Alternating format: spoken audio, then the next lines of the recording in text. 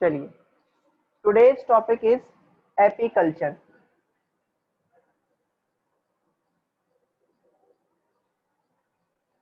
Apiculture और it is also called bee keeping. Apiculture और bee keeping, apiculture या bee keeping की अगर हम बात करें तो इसमें हम क्या करेंगे? In this taking care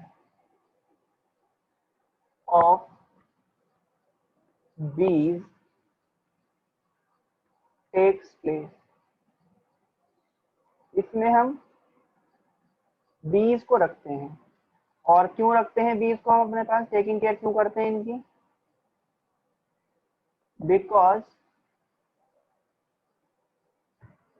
from Honey बीज we obtain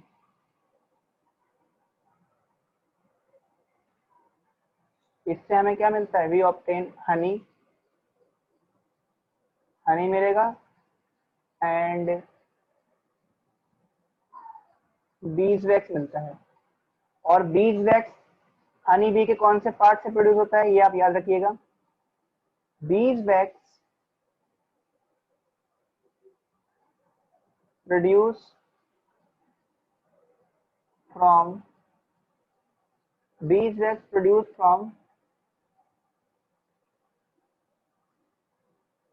glands present in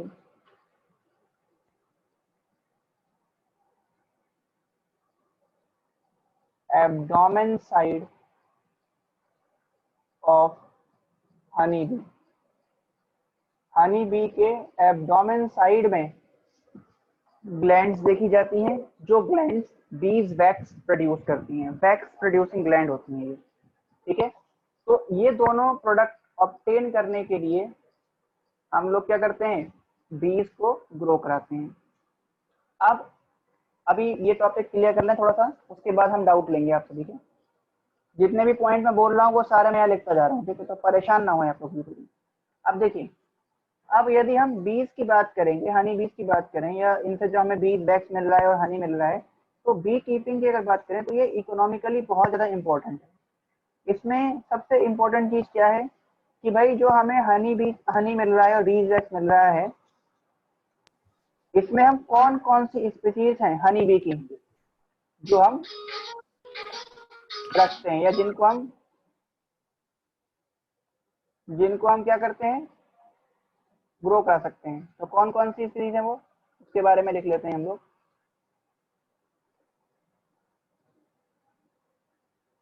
common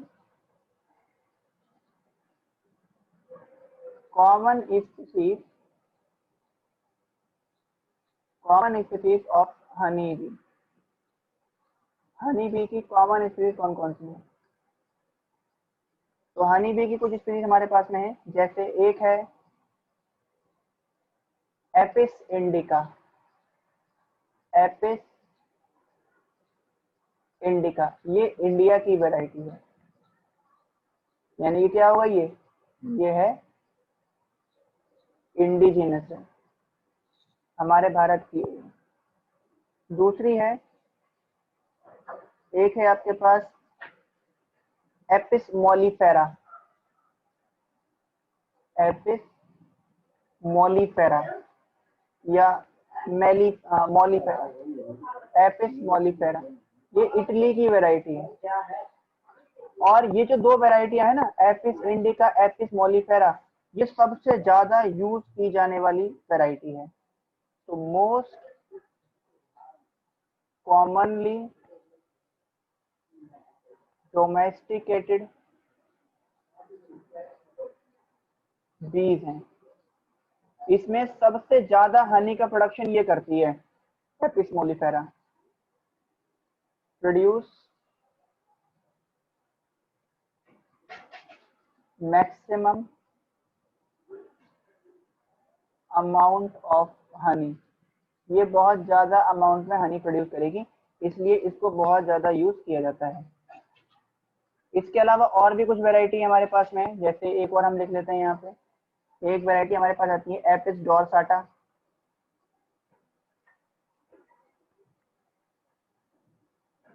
dorsata, DORSATA, Apis dorsata. ये रॉक्स भी है, चट्टानों पर देखी जाने वाली भी है ये। फोर्थ वन हमारे पास आता है एपिस फ्लोरा। एपिस फ्लोरा, इसे बोलते हैं लिटिल बी। ये साइज में बहुत छोटी होती है। इसके बाद एक है हमारे पास में एपिस एपिस एडेमोसाई, एडेमसोनी, एडेमोसाई नहीं, एडेमसोनी, एपिस एडेमसोनी। ये कहाँ की है? ये अफ्रीका की है, तो इसको बोलते हैं अफ्रीकन अफ्रीकन बी। तो ये कुछ वैरायटीज हैं जिसमें दो नाम आपको याद होने चाहिए, एक है एपिस इंडिका, दूसरा है एपिस मॉलिफेरा। तो ये कुछ बीज की वैरायटी हैं। जो मॉलिफेरा है इसको सबसे ज्यादा हम क्या करते हैं, प्रेफर करते हैं। और क्यों प्रेफर करते हैं ये आपको पता ही है, क्योंकि ये क्या करता है, मैक्सिमम अमाउंट ऑफ हनी को प्रोड्यूस करता है। तो इतनी बातें हमें बीज के बारे में, एपीकल्चर के बारे में समझनी है। अब कुछ चीजें हम लोग हनी बी के बारे में समझेंगे। जैसे हनी बी में एक होता है मेल, एक होता है फीमेल। फिर फीमेल हनी बी कितनी तरह की हो सकती है और वो क्या क्या करती है, वो एक फ्लो चार्ट की फॉर्म में समझेंगे हम, और उसी के साथ हमारा चैप्टर समाप्त हो जाएगा। तो ये आप लोगों ने नोट कर लिया है सभी ने?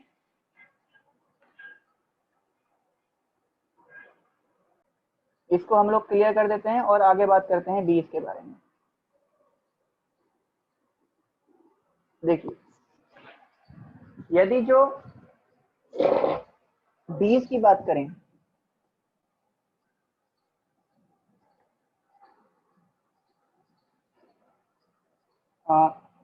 हनी बी लिख देते हैं, हनी बी की बात करें ना,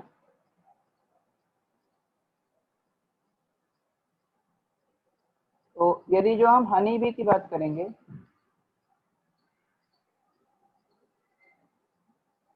हनी बी को दो कैटेगरी में बांटा गया है। दो तरह की हनी बी हमारे पास में होती है।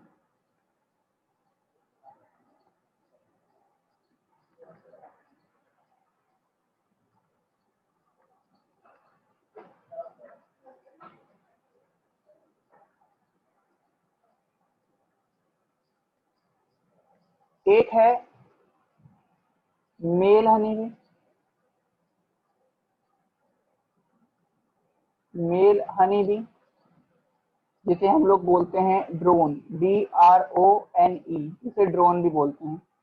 इनके अंदर जो नंबर ऑफ क्रोमोसोम है वो कितने होते हैं? The number of chromosome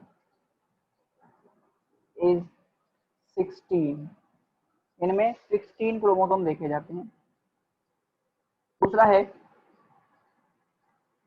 female honey bee. जो फीमेल हनी बी है, इनके अंदर जो नंबर ऑफ क्रोमोसोम है, नंबर ऑफ क्रोमोसोम ये होते हैं 32। डबल है ना, तो इसको बोल देंगे 2n, और यहाँ पर 16 है तो इसको बोल देंगे n। अब जो फीमेल हनी बी है, ये भी दो तरह की हो सकती है।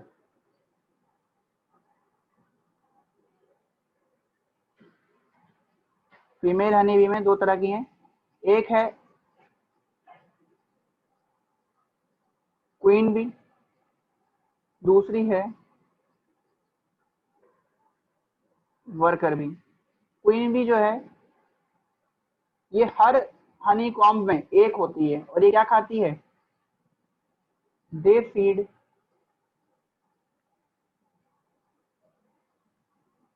Royal jelly.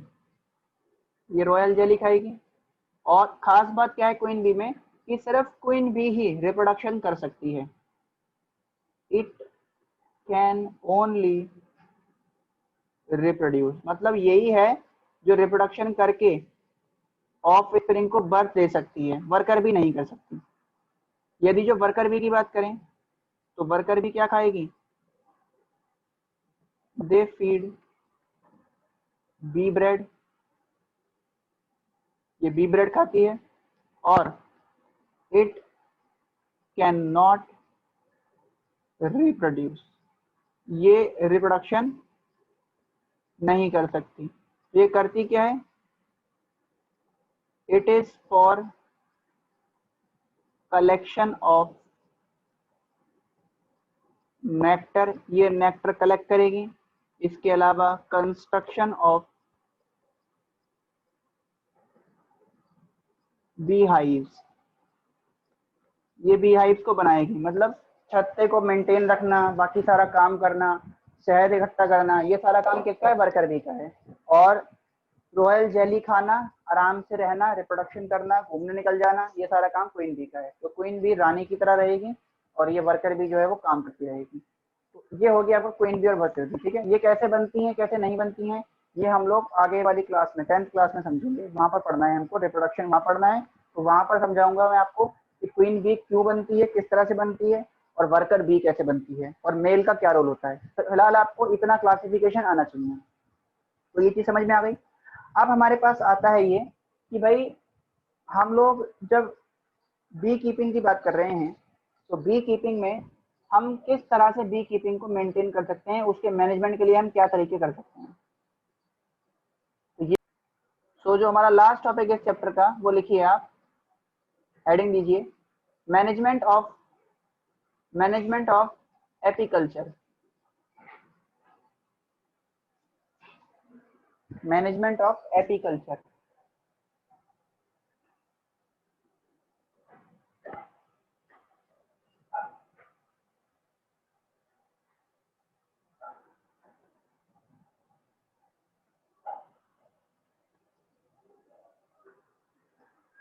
कैसे इसको हम मैनेज कर सकते हैं। तो सबसे पहली बात, इसके अंदर हम जो हनी बीज को रखेंगे वो सुपीरियर क्वालिटी की हनी बी होनी चाहिए। तो सबसे पहला इसमें पॉइंट है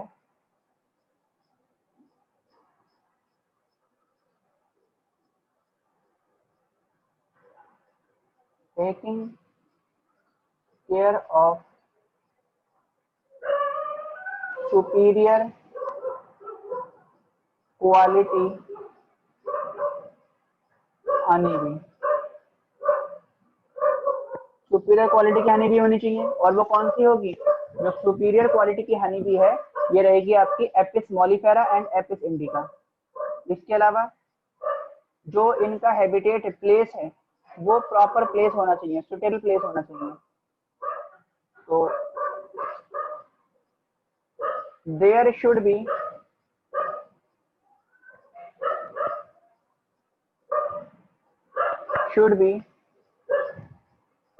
suitable place for beehives।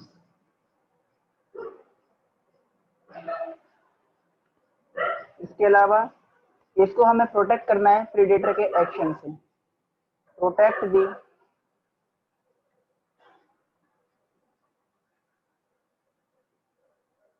beehives from the action of predator।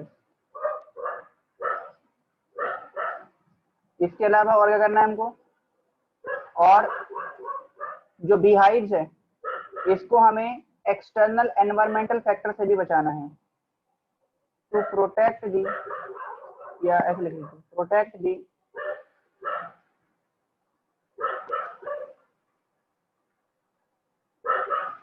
beehives from the action of external environmental factors like temperature हो गया, रेन हो गया, विंड वेलोसिटी हो गई, एटसेट्रा, इन सब से हमें इसको बचाना है। और एक पर्टिकुलर टाइमिंग होनी चाहिए हनी को कलेक्ट करने की। A suitable time and proper tools for collection of honey. ठीक है, तो ये कुछ मैनेजमेंट के लिए हम तरीके यूज करते हैं एपीकल्चर के अंदर। अब इन सब के बाद थोड़ी सी बात हम लोग हनी के बारे में पढ़ लेते हैं कि अगर जो हनी की बात करें तो हनी होता क्या है एक्चुअल में।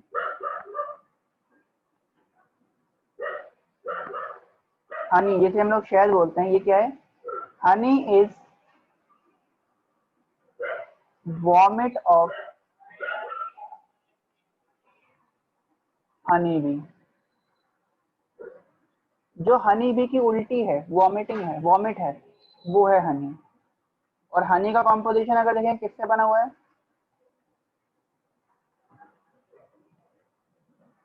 कॉम्पोजिशन ऑफ हनी अगर देखेंगे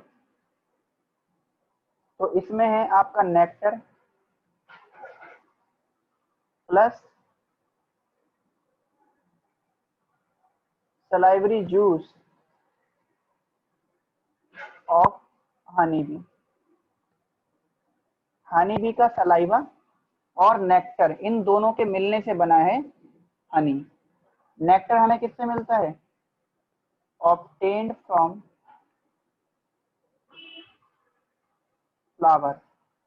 ये फ्लावर का रॉ मटेरियल होता है, जिसमें जब हनी बी अपना सलाइवा मिलाती है, अपनी लार मिलाएगी जब उसमें, तो नेक्टर आपका हनी बन जाएगा। ठीक है, और यही हनी उसके बी हाइव में इकट्ठा होता रहता है। और हनी की खास बात क्या है? ये बहुत ज्यादा न्यूट्रिशनल है, तो हाईली